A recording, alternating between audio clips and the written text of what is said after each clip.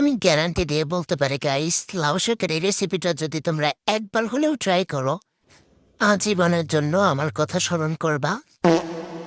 গরম ভাতের সাথে যদি এরকম একটা ভাজি হয় তাহলে আর কি বা লাগে বলো। তার জন্য কিন্তু অবশ্যই চিংড়ি মাছ লাগবে। যদি গরিব হও তাহলে ছোট ছোট চিংড়ি মাছ দেবা, আর যদি বড়লোক হও তাহলে বড় বড় চিংড়ি মাছ দিয়েও করতে পারো। ছোট বড় কোন সমস্যা নাই ভাই, চিংড়ি মাছ হলেই হচ্ছে। মাছগুলোকে ভালোভাবে ভেজে তুলে রাখবো। সুন্দর একটা স্মেল আসা পর্যন্ত ভাজতে হবে, কাঁচা থাকলে কিন্তু হবে না। এরপরও ওই পাত্রে দিয়ে দিচ্ছি পেঁয়াজ কুচি। এখানে 1 কাপ পরিমাণ পেঁয়াজ কুচি দিচ্ছি। এরপর ঝালের জন্য দিয়ে দিলাম কিছু কাঁচামরিচ। আমি কালারটা ভালো দেখানোর জন্য কিছু লাল মরিচ দিয়েছি।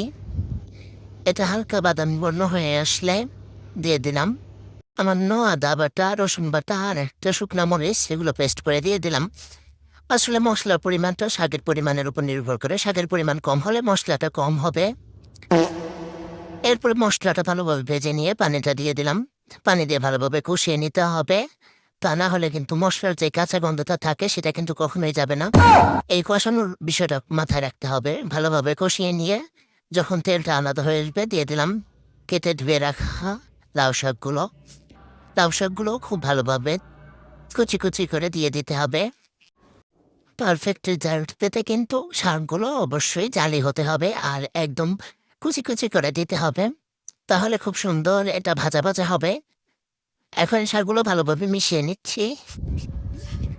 এরপর যে মাছটা ভেজে তুলে রেখেছিলাম সেটা দিয়ে দিলাম। মাছটা দিয়ে দেওয়ার পরে একদম লো আছে এটাকে 10 থেকে 15 মিনিট জাল দিতে হবে। ধীরে ধীরে পানিগুলো শুকিয়ে যাবে আর শাকটাও খুব ভালোভাবে সিদ্ধ হয়ে যাবে।